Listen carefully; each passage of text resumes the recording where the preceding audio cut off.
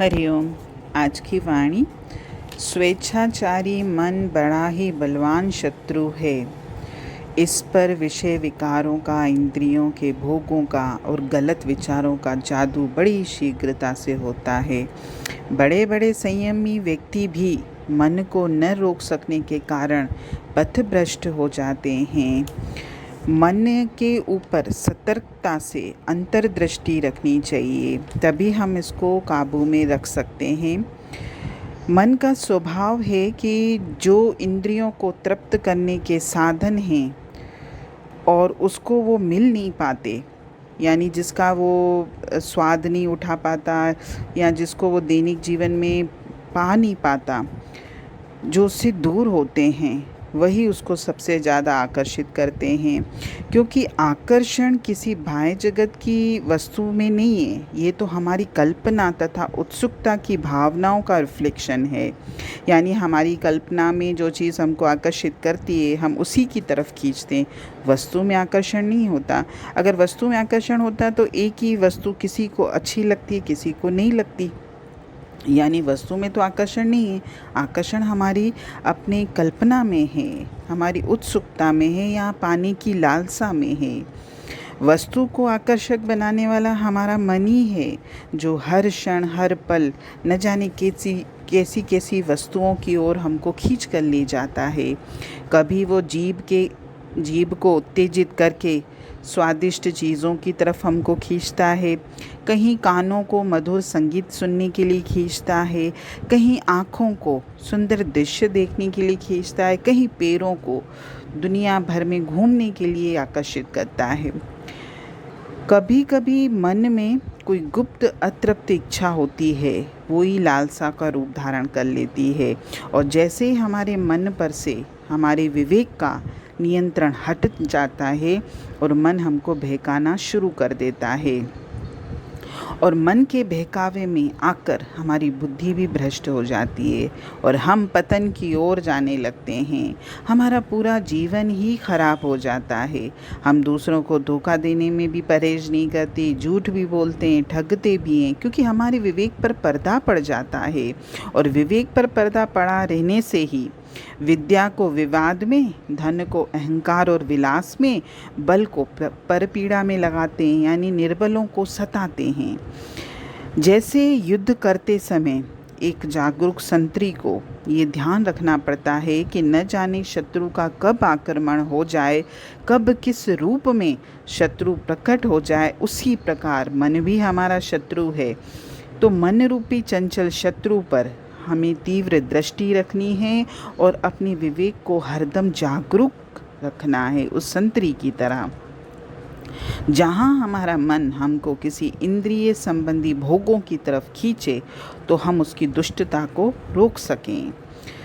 यदि तनिक भी, तो मतलब थोड़ा सा भी हम इसकी चंचलता में अगर बहक गए तो ये हमारे चरित्र को, हमारे आदर्शों को, हमारे संयम को, हमारी नैतिकता को, हमारी धार्मिक भावनाओं को ही तोड़ देता है और सब कुछ नष्ट कर डालता है।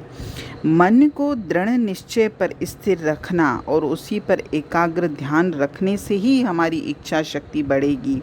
मन का स्वभाव है मनुष्य की इच्छा शक्ति के अनुकूल बनना, यानी जो हमारी इच्छा शक्ति होती है, मन उसी राह पे जाता है। हम उसे जिन विषयों की तरफ दौड़ाएंगे वो वही कार्य करेगा, क्योंकि मन कभी भी व्यर्थ बैठता नहीं है, उसको कुछ ना कुछ तो चाहिए, अच्छाई या बुराई, वह किसी न किसी की ओर तो आकर्षित होगा। यदि हम उसको शुभ रचनात्मक कार्यों में लगाएंगे तो वो बुराई की तरफ नहीं जाएगा, और अगर हम उसको बुराई की तरफ मतलब शुभ कार्यों की तरफ नहीं लगाएंगे तो वो ऑटोमेटिकली बुराई की तरफ जाने लगेगा। यदि हम उसे फूल फूल पर विचरने वाली मधुरस की लोभी तितली बना देंगे तो वो भी रूप रस गंध पर ही मंडराता रहेगा और हमको कभी न कभी किसी भयंकर स्थिति में डाल ही देगा। यदि हम उसे उद्दंड बच्चे की तरह रखेंगे तो वो दिन रात मनमाने कार्य करेगा और हमको भटकाएगा। यदि हम उसको शुभ विचारों में रखेंगे, अच्छे विचारों में स्थिर रखेंगे, तो मन से बड़ा मित्र तो कोई हो ही नहीं सकता। जब जब हमारे अंतःकरण में विषय विकारों का संघर्ष हो, तब तब हमको अपनी विवेक बुद्धि को खोलना चाहिए और मन को कंट्रोल में करना चाहिए। मन से थोड़ी देर अलग रहकर कार्य तो करके देखिए, तो हम उस कार्य में इतना आनंद प्राप्त करेंगे। कब हमारा गंदे विचारों का, गंदे विषय विकारों का, गंदी कल्पनाओं का चक्र टूट जाएगा, हमको खुद पता नहीं चलेगा। ये तो हम मन को सत्ता दे के बैठे हुए हैं, जहाँ मन हमको ले जाता है हम भी उसके पीछे पीछे चलने लगते हैं। हमको मन को आज्ञा देने वाला नहीं बनाना है, बल्कि एक सीधा सादा आज्ञाकारी सेवक बनाना है। कहते भी हैं मन लोभी मन लालची, मन चंचल मन चोर, मन के मत चलिए नहीं, पलक पलक मन और। यानी एक एक पल में मन अपने रंग बदलता है और मन में ये सब बातें हैं, लोभी भी है, लालची भी है, चंचल भी है, चोर भी है। इसलिए उसकी मत यानी उसके अनुसार हमको नहीं चलना। इंद्रिय सुख के लिए ही मनुष्य को मन न जाने कितनी कुटिल रीतियों की तरफ दौड़ाता है और एक सुख की लालसा में मनुष्य इतना उलझता जाता है कि एक के पीछे दूसरी, दूसरी के पीछे तीसरी, ऐसे वो संसार में लिप्त होता जाता है और न जाने कितने पाप करता है और अंत में पापों के हिसाब से उसको योनि प्राप्त होती है और उसकी अनमोल मनुष्य जन्म की योनि ऐसे ही व्यर्थ चली जाती है। इसलिए मन पर कड़ी दृष्टि रखो। गीता में भी कहा गया है कि मन को संयमित न करने वाले जो भी व्यक्ति हैं उनके लिए तो योग करना बड़ा दुष्कर है। वो योग कर ही नहीं सकते, क्योंकि सबसे पहले तो हमको अपने मन को कंट्रोल में करना है और मन को वश में करने के लिए अभ्यास और वैराग्य दोनों की ही ज़रूरत है। ये अस्थिर और चंचल मन जिस जिस कारण से संसार में मुझे ले जाता है उससे हटाकर उसको बार बार आत्मा में लगाएं, क्योंकि सुख रूप भासने वाली ये विषय विकारों की दुनिया, इसमें हमको फंसना नहीं है।